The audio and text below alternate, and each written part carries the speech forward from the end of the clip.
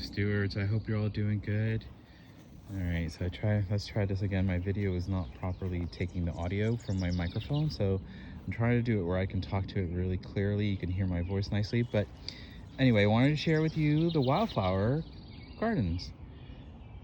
And that's what's going on over here so far. We've got some boneset. We've got some St. Andrew's crossing, some spirea. We've got some beautiful coreopsis and some penstemons. They're already starting to bloom. As you can see, the purple. Let me show you that really quickly. Yeah, and the bees are loving it. At least the ones that are popping up now. We've got some beautiful pathways going through here. Brown-eyed Susans, these right here, are related to the black-eyed Susans. And that's great. This one is the only one that's starting to make its way, which is great because sometimes it's there's a delay, but they last for a very long time, all the way to the first frost. So anything that's available for the bees to play around with and play nectar, you know, use their nectar and stuff like that, it's always a great thing. So these are all coreopsis.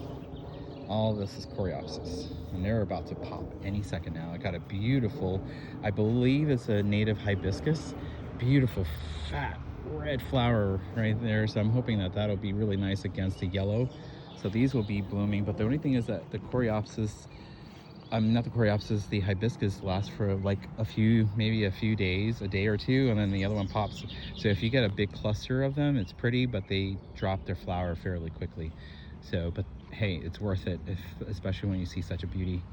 Right here is a beautiful lavender purple crepe myrtle. Crepe myrtles are not native to the United States, and they are susceptible to their favorite, what do you call it, parasite that just likes eating them, which is the Japanese beetle. So, ha ha ha. But anyway, sometimes you just gotta roll with the punches. Sometimes things are ornamentally pretty, but you gotta know that there are things that do things that you don't want them to do, but they're gonna do it regardless. Anyway, I got some beautiful purple coneflowers already making their way. We got some cosmos. We got some English lavender. Obviously it's from England, so that's not native, but it is a great magnet for pollinators, so they do make their way through. Got some pretty hairy asters here, which is, I'll show you what that looks like. Those are little tiny daisies, and they're so cool. So I haven't seen bees on this one. Sometimes the bees are emerging a little bit later than it's just such a confusing weather that we have here continuously. Like one day it's hot, really hot, and then the temperature drops down. So I'm not sure what's going on, but anyway, just want to keep showing you through here. We got some goldenrods. We got this one here I'm super excited to have in the garden. It's a rattlesnake master. It looks like a thistle, an English thistle, but this is native here to the United States, so I'm really excited about that. And we've got some blue fork curls, so they will be making their way through. We've got some brown-eyed Susans, as I already showed you earlier. We've got some irises. Of course, irises are not native to the United States, but they play their ornamental prettiness, and you can have that. It's great to have those things in between, but add your native plants if you can. That's really great and important. And I wanted to show you our new vegetable garden and herb garden that my wife is working through. So I'm really excited for her because now she can come outside and play with me in the gardens.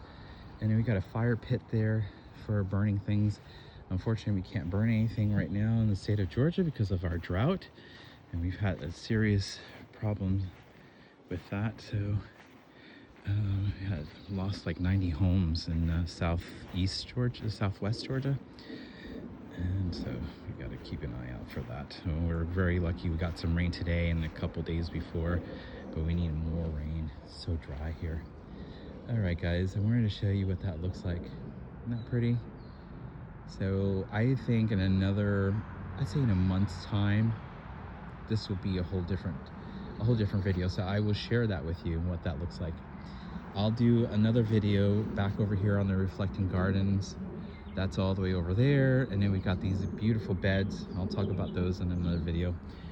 And I got my pond over there. We got a toad, a black toad living there, which is quite fun. All right, guys, go native if you can, or add more native. All right, see you on the next one. Bye.